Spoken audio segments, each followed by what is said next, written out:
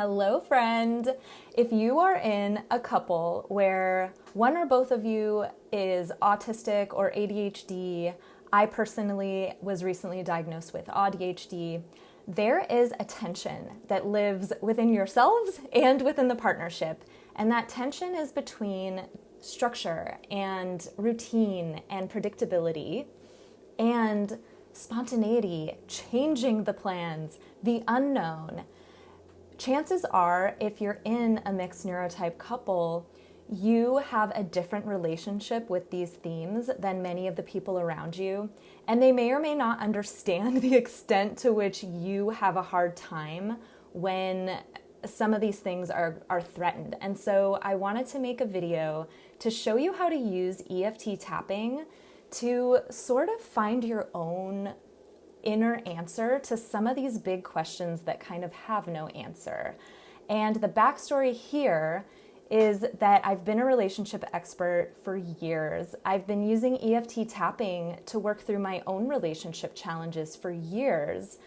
But a couple weeks ago, I was diagnosed with AuDHD, and it became really clear to me how some of the things that I've been working through and processing using this approach of EFT tapping are things that are kind of unique to couples where one or both partners has autism or ADHD or some kind of neurodivergence. And just to let you know, there's fine print, of course, that I am not yet an expert in neurodivergence. I have my lived experience, I have my observed experience, and that is what this video is meant to be.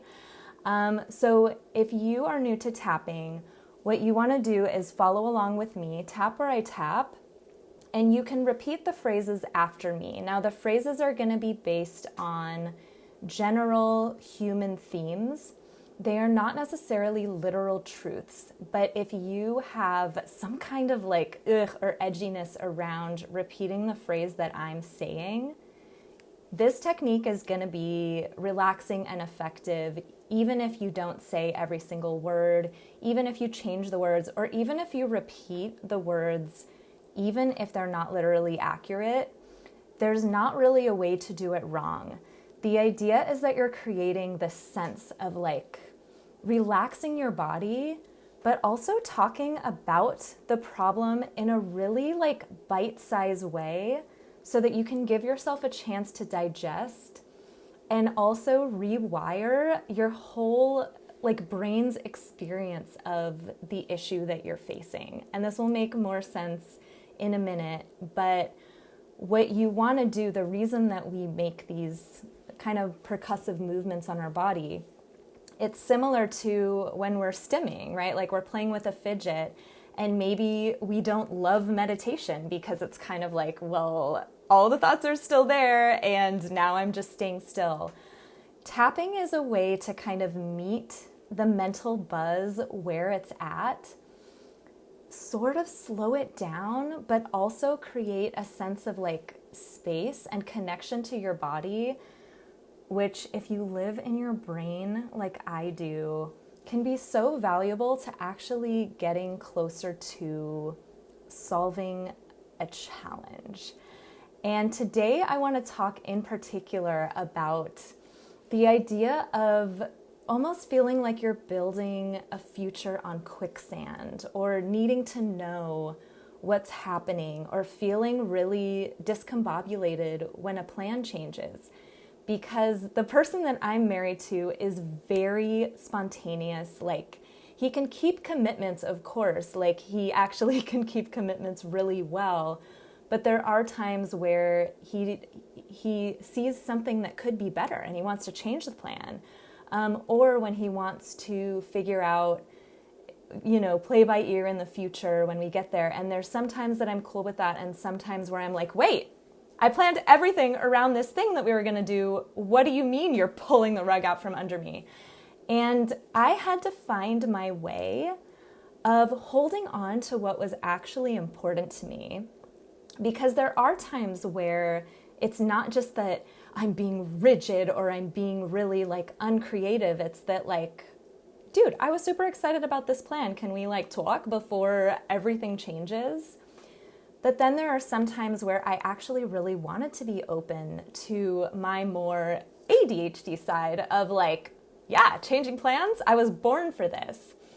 And so a lot of what I had used tapping in the past for is to kind of help me find my way where I'm not just like in a constant ping pong of rebellion, compliance, like all of these dynamics that might sound familiar to you or might resonate for you, or if you are a neurotypical partner, might give you a sense of what your partner is going through.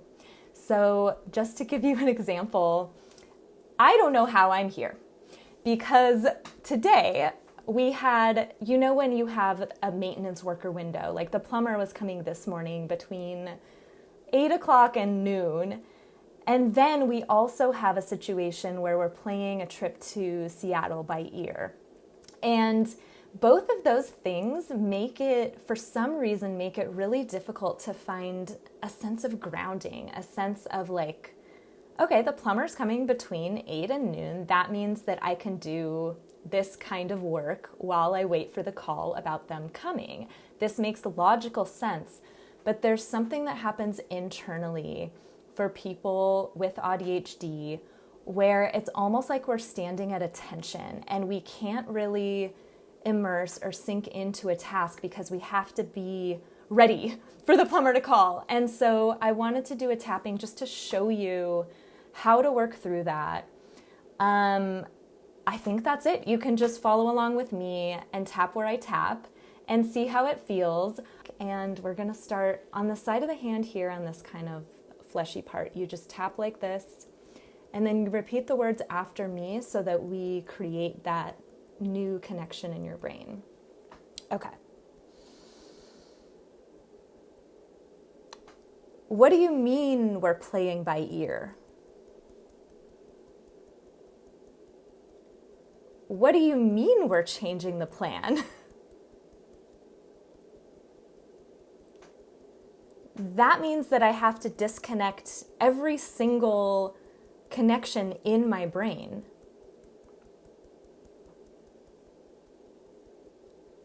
That means that nothing that I thought was true is actually true.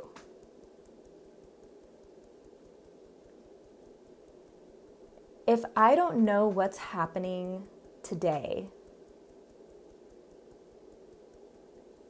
I feel like I can't count on anything.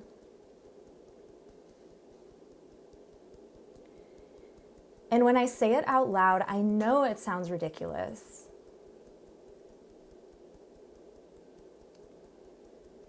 I hear you that you shouldn't need to give me a play-by-play on everything.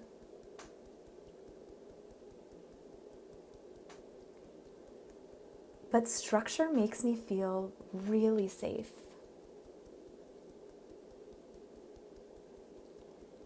And knowing how my day is going to go,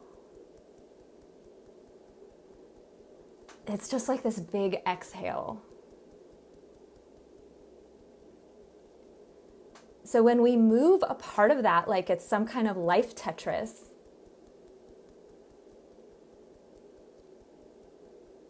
I feel like I'm going to slip through the cracks.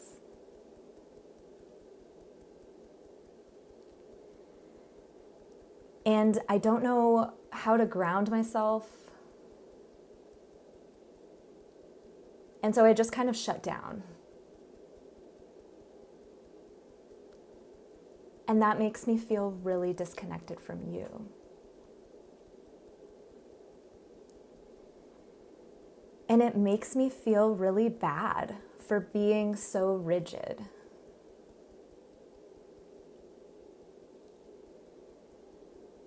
And even though I feel difficult, I choose to love, accept, and forgive myself.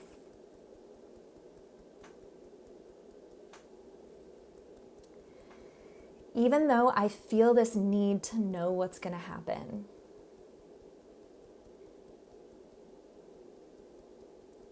I choose to love, accept, and forgive myself.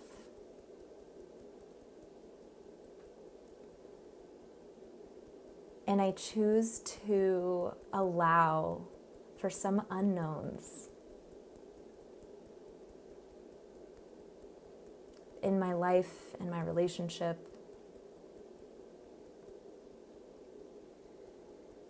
Because maybe it's possible that I can feel safe in the unknown too. Okay, so that was just the setup. Take a deep breath and let it go. And now we're going to start on the top of the head and we're going to move through some of the other tapping points. This is a way to meet your thoughts where they are.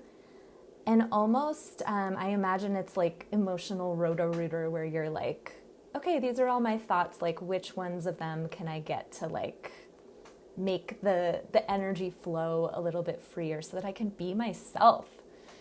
Okay.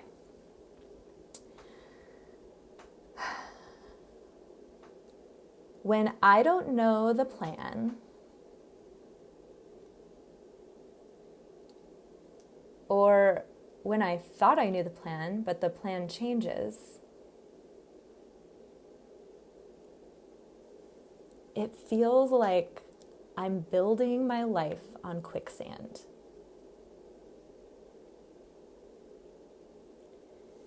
I made all this effort assuming we were going to do X. Not do X, you know what I mean. Unless that's your thing. I planned my outfit. I figured out where we were going to stop for lunch on the way.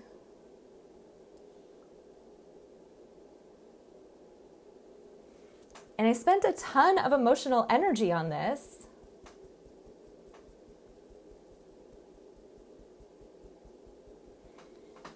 And now I feel like you're just balling up my emotional energy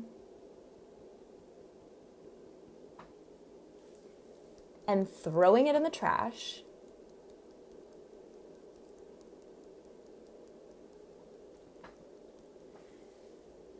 And I have to start all over again.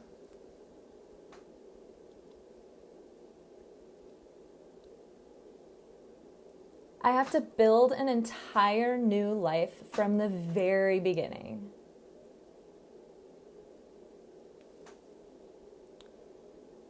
When you change the plan, it's like a director yelling, "Cut!"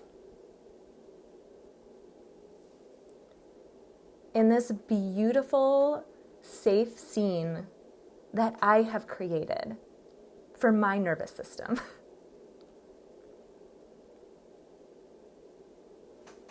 Like, can you not?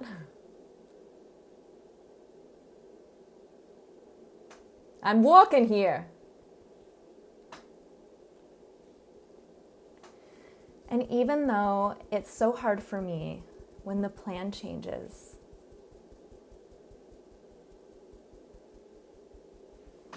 I choose to love, accept, and forgive myself.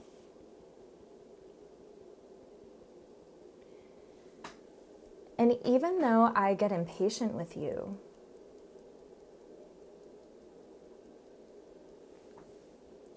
when you do things that disrupt my expectations,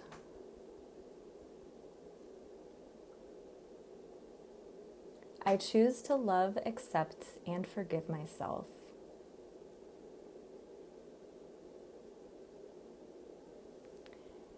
And I want to find a way to keep the good parts of my devotion, the way that I commit to something and see it through,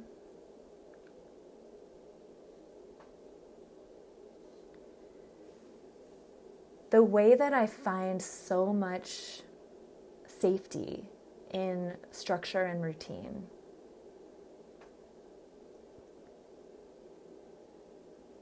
I want to keep the really amazing parts of that trait.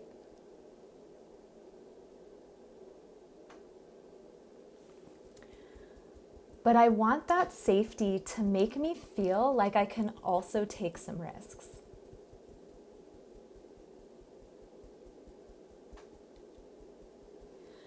I want it to be like in swing dancing.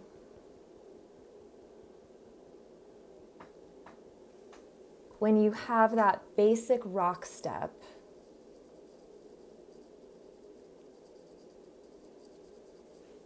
but then sometimes you break out in some crazy dips and spins and all of that stuff.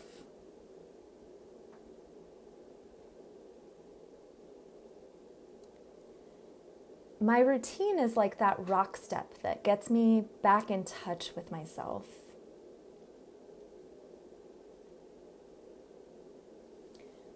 But maybe I don't want to just do the rock step all day, every day. Maybe it's awesome that sometimes the plan changes.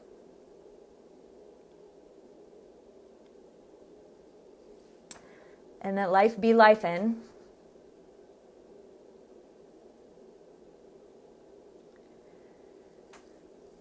But what I really need to do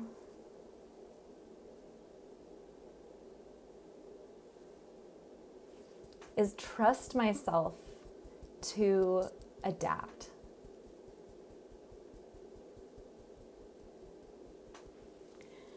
To trust myself that even if I need to take a pause and think about something,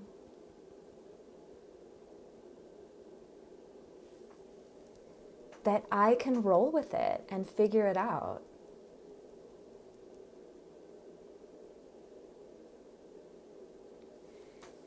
And that in fact, I might be really good at adapting.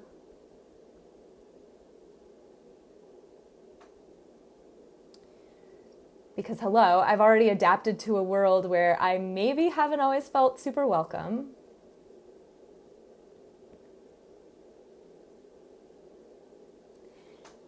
And not that I want to do that all the time and have my mask on.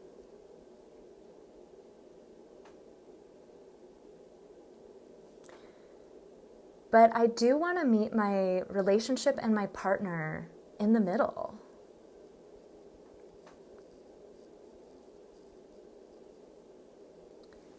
I want to expand out of my comfort zone.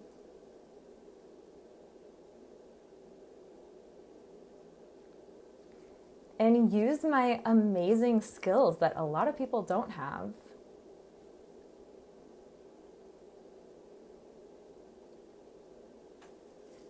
And trust myself to know if I'm starting to burn out.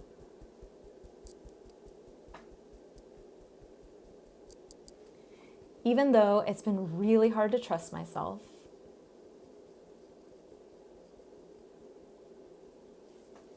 I choose to love, accept, and forgive myself.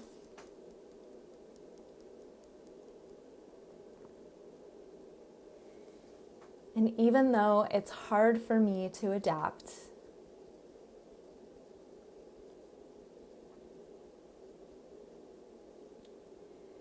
I love, accept, and forgive myself for that too.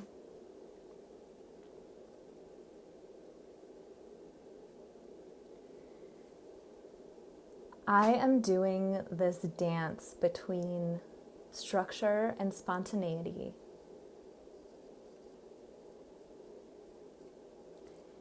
And there's no right answer.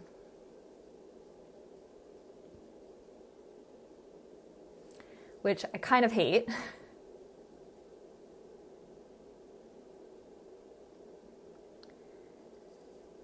But it also gives me a chance to live my right answer.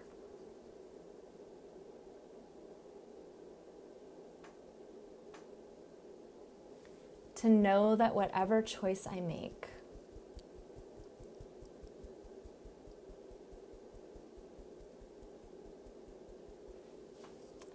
I'm actually getting closer to knowing myself and knowing my partner better.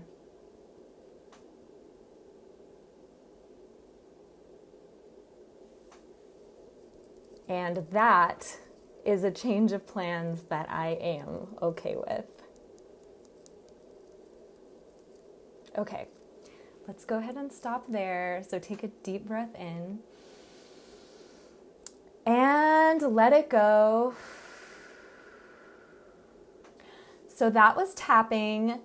You might not have a specific answer, but I hope that you feel a little bit more flow and more confidence and more of a sense that it's okay to want what you want and feel how you feel, and you can still collaborate with your partner on what that means and what you're going to do. You know, you are at least 50% of the relationship too, and it's really important that the things that you are stronger at and the things that you struggle with more are a part of how you guys make decisions. So let me know in the comments if this was helpful. I can't wait to make more of these because as a newly diagnosed girly, I am understanding life and my relationship on such a different level, and I can't wait to share it with you. Have an amazing day. Okay, bye.